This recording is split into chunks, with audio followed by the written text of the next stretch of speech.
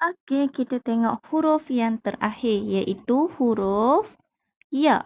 Macam mana kita nak tulis huruf ya? Kita buat garisan dulu. Okey, huruf ya bermula di atas garisan. Kita buat kepala dia dulu. Kepala dia berbentuk C kecil macam ni. Kemudian berhenti. Tarik ke bawah. Terus ke kiri, naik ke atas. Jadilah huruf ya. Huruf ya ada berapa titik? Ada dua titik di bawah.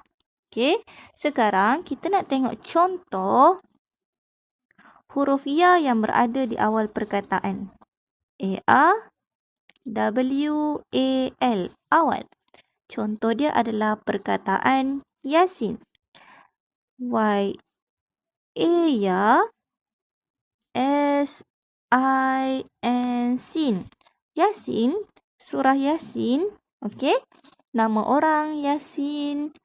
Okey, sekarang perkataan Yasin ada dua suku kata. Ya, Sin. Kita turunkan hujan dia. 1, 2, 3, 4, 5. Huruf Y adalah huruf ya. Okey. A huruf alif. S huruf sin. Sin ada berapa gigi kecil? Ada berapa gigi besar? Ada 2 gigi kecil, 1, 2. Ada 1 gigi besar. 1. Jadilah huruf sin. Huruf I juga huruf ya. Okey.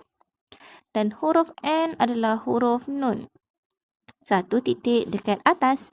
Sekarang kita ada huruf ya alif, sin, ya nun. Yasin. Kita nak sambungkan dia. Okey. Ya apabila disambungkan, kita tulis macam mana? Ingat lagi tak?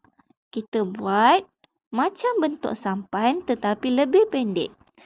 Okey, daripada atas turun ke bawah, tarik ke kiri, berhenti. Kita nak sambung dengan huruf alif kan? Dari tempat kita berhenti, tarik ke atas. Okey, huruf ya ada 2 titik di bawah. Huruf sin ikutkan gigi yang ni berada di bawah garisan, betul? Tapi apabila kita sambungkan dan dia berada di tengah perkataan, huruf sin ketiga-tiga gigi berada di atas garisan. 1, 2, 3. Seterusnya huruf ya. Okey. 2 titik di bawah dan huruf nun berada di akhir perkataan.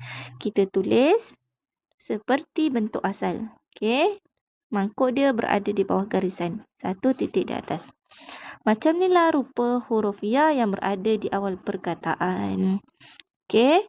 Sekarang kita tengok contoh huruf ya yang berada di tengah perkataan.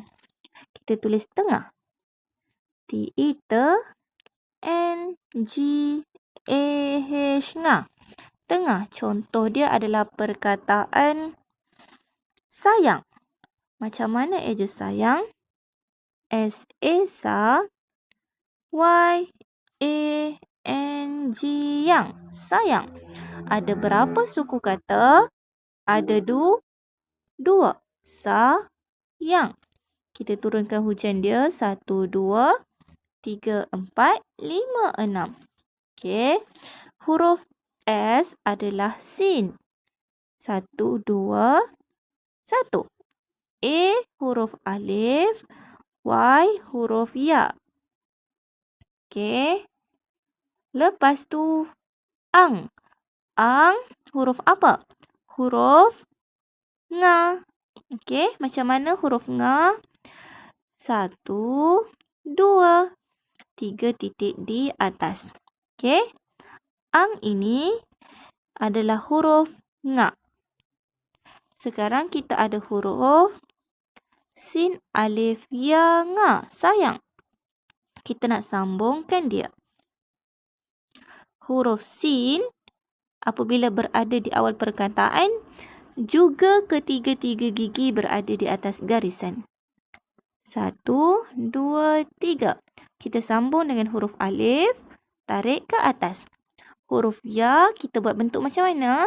Kita buat bentuk sampan tetapi pendek. Okey, tarik atas, turun ke bawah, tarik ke kiri. Jadilah huruf ya. Seterusnya huruf nga.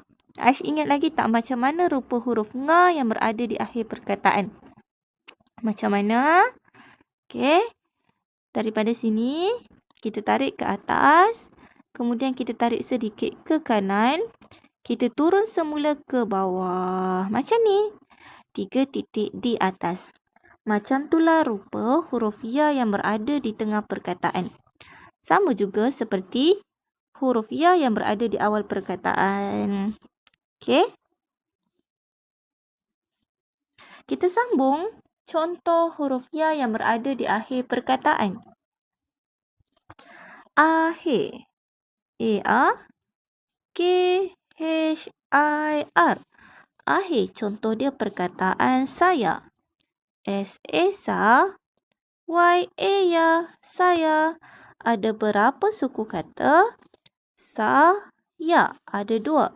Ada 1, 2, 3, 4 huruf. Okey. S huruf sin. 1, 2, 3. A huruf alif. Dan ya, kita perlukan huruf ya sahaja. Okey. 1, 2. Sekarang kita ada huruf sin, alif, ya. Kita nak sambungkan dia.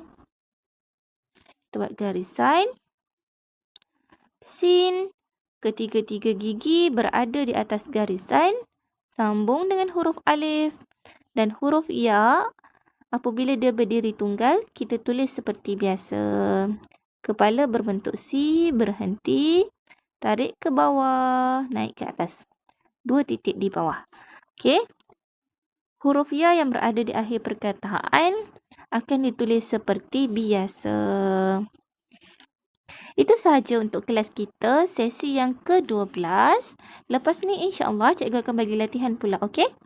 Terima kasih Aish. Assalamualaikum.